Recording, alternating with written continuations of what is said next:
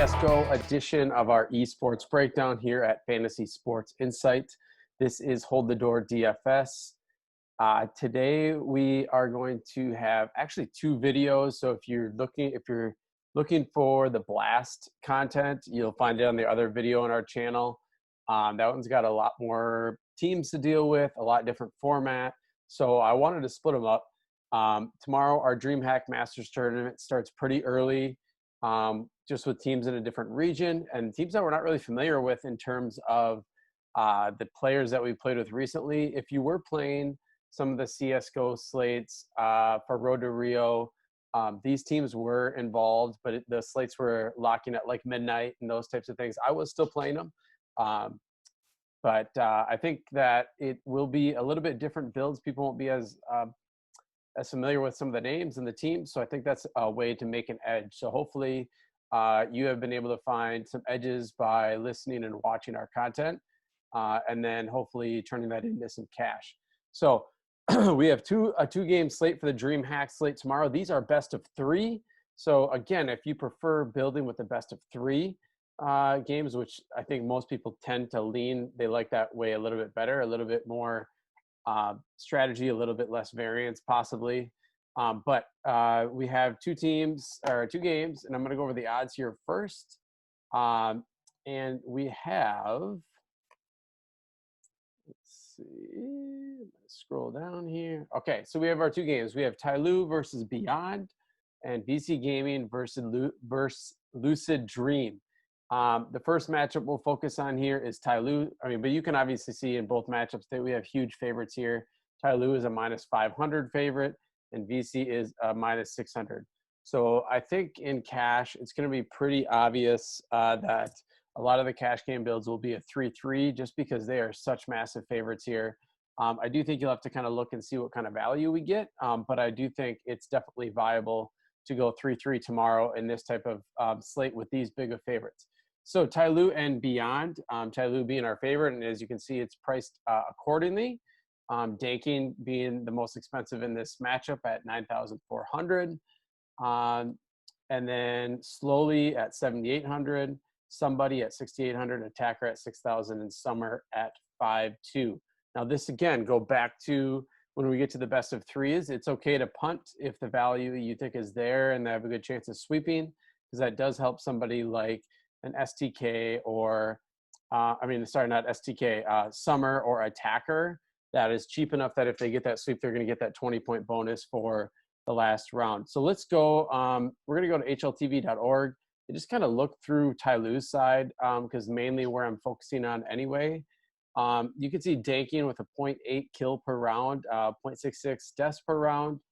Slowly is the next highest priced player at 0.78 kills per round. Dies a little bit more often, but still really like a lot of his stats here. Somebody is actually dying more than he's killing per round. Some are the same thing. And Attacker is sitting right there too. Now, so I think it's pretty obvious that these two are guys that we want to target in our lineup.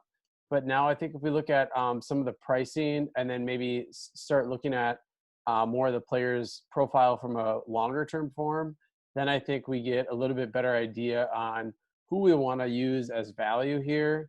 So if I'm just looking at Somebody, and again, when you look at game logs, you have to be really careful because a lot of times there's games that are not maybe included that they've played since then, or maybe it's a best of one or a best of five, and the scores are just really skewed.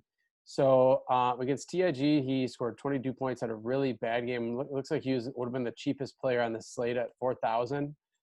Played better against VC with 42 points, and that also was a 3 match. But just off the top of my head, I'm not thinking that I love Somebody just based on what I've seen from his results and his stats.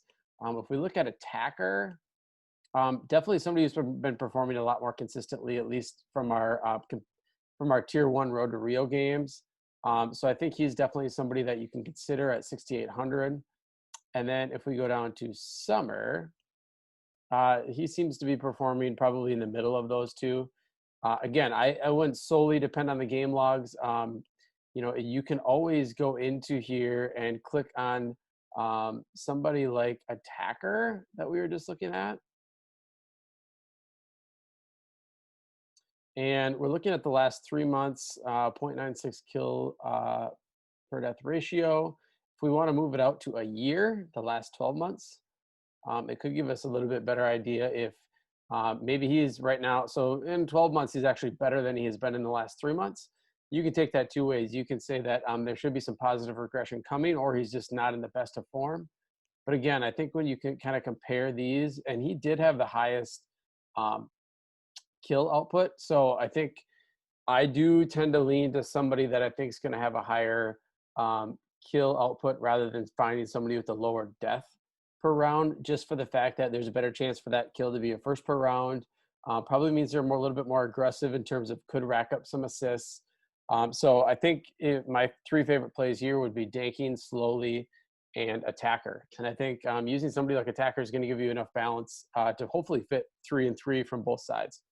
On the Beyond side, QQ God, I think, is clearly their best player.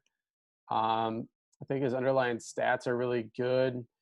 If I remember right, yeah, 0.76 kills per round. And actually that was higher when he was on the slates previously. But Olivia actually comes in a little bit better at 0.78 kills per round. But again, as this big of an underdog, I'm not really considering it in cash. I think in GPP, you consider using two of these Beyond players here. But for cash, it's a pass for me. All right, let's move on to the second game with Lucid Dream and VC Gaming. I'm just going to first focus on VC because they probably will be one of the most popular teams on the slate. And if you played, back when they were on the slates before, Almond was always their cheapest player, and it didn't really make any sense. And now he seems to be priced a little bit more appropriately at 7,000. So we're going to go again to hltv.org. Jam Young at a 0.8 kill per round in the last 3 months.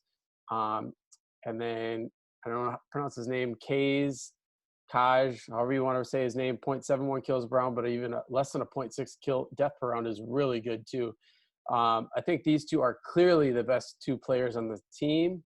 And then I really like Almond. I mean, look at that. At 7,000, he's pointing to 0.75 kill per round as a humongous favorite. Advent is below a half a kill per round, so he's somebody I would definitely fade. And you would be very much dependent on a 2-0 sweep for him. And I think it's Zoking, 0.6 kill per round, 0.73 death per round. Again, I'd prefer him over Advent, but I prefer the other three in a build that you would consider like that. Now, you're probably thinking, how am I going to use Jam Young, Danking, and how am I going to use these top four? Well, there might be a chance that it doesn't work out. You might either have to punt at captain or use somebody that is just not one of your favorite plays from those favorites, like one of the bottom two guys, or mix in maybe one dog that you think might perform well. But I think those are the two teams you really want to focus on. And I think that will be a really popular way to attack the 2-game DreamHack slate tomorrow. So don't overthink it. Like I said, my favorite values here are Almond and getting down to Attacker for Tyloo. So hopefully you can use those plays to build an awesome cash lineup. In GPP, really look to hedge some of those. I would probably prefer hedging with Beyond a little bit more than Lucid, but I think you could stack VC and Beyond. You could do a Tyloo LD. Those would be GPP contrarian plays, contrarian stacks, at least in GPPs, to try to get some leverage on the field. All right, tune into our other Blast content as well. Hit the subscribe button. I'll probably looking to go live tonight to see if anybody has questions, because there are a ton of slates tomorrow. So make sure that you hit that subscribe button. You'll be notified when we put up new content, when we go live. Give us a like, share out the content. We want to see CSGO continue to grow in the esports DFS world, and I think that's the trend we're going. It's been really visually appealing for watchers and people to sweat out. So I think that as you, as a listener, continue to push out our content that we're putting out, I think that's just going to continue to reach a bigger audience. So really appreciate that. You can find free core plays for every single slate at fsidfs.com. Go to the subscriptions, sign up for a free VIP that will get you into our esports channel. and I will be posting core plays for every single slate. All right, good luck. Make sure you set your alarm just to check to make sure that nobody is ruled out as well for some odd reason if you are going to play the 5 a.m. slate. All right, see you later.